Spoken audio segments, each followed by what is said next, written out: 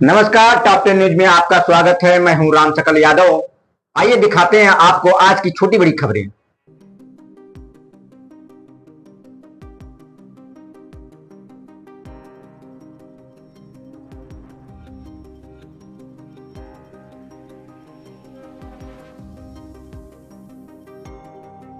आजमगढ़ जिले के कप्तानगंज थाना क्षेत्र में बच्चों के बीच खेल के दौरान हुआ विवाद देखते ही देखते हिंसक झड़प में बदल गया।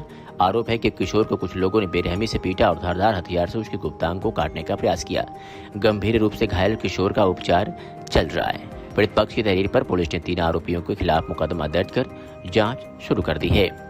मामला कप्तानगंज थाना क्षेत्र का है। पीड़ित के पिता रिंकू सोनी के अनुसार उनका पुत्र आयुष सोनी 4 जून की शाम मोहल्ले के अन्य बच्चों के साथ खेल रहा था। इसी दौरान बच्चों के बीच किसी बात को लेकर कहासुनी हो गई। आरोप है कि विवाद बढ़ने पर दूसरे पक्ष के लोगों ने आयुष को घेर लिया और उसके साथ मारपीट शुरू कर दी। पीड़ित पक्ष का आरोप है कि मारपीट के दौरान किशोर को लात घूंसों और डंडों से पीटा गया, जिससे वह गंभीर रूप से घायल होकर बेहोश हो गया। आरोप यह भी है कि हमलावरों ने धारदार हथियार से हमला किया, जिससे किशोर के गुप्तांग सहित शरीर के अन्य हिस्सों में गंभीर चोटें आई हैं। घटना के बाद परिजन घायल किशोर को तत्काल अस्पताल लेकर पहुंचे, जहां उसका उपचार जारी है। परिजनों का कहना है कि जब वे मौके पर पहुंचे तो आरोपियों ने उन्हें भी धमकाया। मामले की सूचना पुलिस को दी गई, जिसके बाद पुलिस ने पीड़ित पिता की तहरीर के आधार पर मंसूर और उसके 2 पुत्रों बादशाह तथा करीम के खिलाफ विभिन्न धाराओं में मुकदमा दर्ज कर लिया। एसपी ग्रामीण चिराग जैन ने बताया कि मामला संज्ञान में आने के बाद पीड़ित पक्ष की तहरीर पर प्राथमिकी दर्ज कर ली गई है। पुलिस पूरे मामले की जाँच कर रही है और जाँच के आधार पर आगे की आवश्यक विधिक कार्रवाई की जाएगी।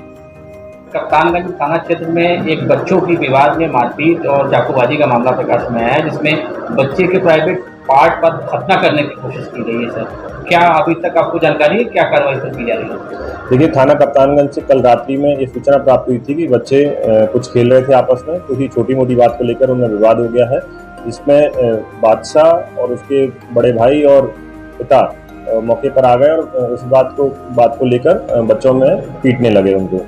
इस पर एक बच्चे के रिंकू सोनी के बच्चे के पेट पर, टांग पर और कुछ अन्य शरीर पर चोटें आई हैं, जिनका मेडिकल परीक्षण सदर अस्पताल से कराया जा रहा है। एफआईआर दर्ज कर ली गई है, आगे की विधिक कार्रवाई की जा रही है। कितने लोग खिलाफ की गई एफआईआर? 3 लोगों के खिलाफ एफआईआर दर्ज की गई है। आरोप है कि सर घर वालों को भी धारदार हथियार से दौड़ाकर मारने का प्रयास किया गया। देखिए, जो सूचना प्राप्त हुई थी उसके आधार पर हम लोगों ने एफआईआर दर्ज कर ली है। विवेचना गहराई से की जा रही है। जो भी तथ्य आगे प्रकाश में आएंगे उनके आधार पर कार्रवाई की जाएगी।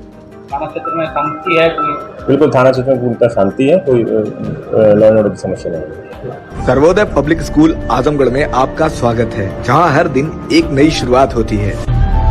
यहां आपके बच्चे की अच्छी शिक्षा और बेहतर भविष्य के लिए नई शिक्षा नीति 2020 के अनुरूप पाठ्यक्रम है और इससे जुड़ी सभी सुविधाएं उपलब्ध हैं। यहाँ sports, horse riding, dance classes जैसी यूजफुल एक्टिविटीज तो होती ही हैं, साथ ही लाइब्रेरी, म्यूजिक और आर्ट एंड क्राफ्ट के थ्रू भी बच्चों की क्रिएटिविटी को स्पेशली बढ़ावा दिया जाता है। बच्चों को तकनीकी दुनिया से जोड़े रखने के लिए स्मार्ट क्लासेस, रोबोटिक्स और कंप्यूटर लैब्स उपलब्ध हैं। छोटे बच्चों के लिए अलग से प्ले सेट एरिया है और एक्टिविटी रूम की व्यवस्था है। सर्वोदय स्कूल में बड़ी क्रिकेट एकेडमी के साथ ही हेल्थ और वेलफेयर क्लब भी है, जहां पर बच्चों को सेहतमंद और खुश रखने की पूरी कोशिश की जाती है। 6th क्लास से गर्ल्स के लिए सेपरेट क्लासेस और बिल्कुल सुरक्षित स्कूल बस सर्विसेज, वो भी GPS के साथ सभी रूट्स के लिए अवेलेबल है।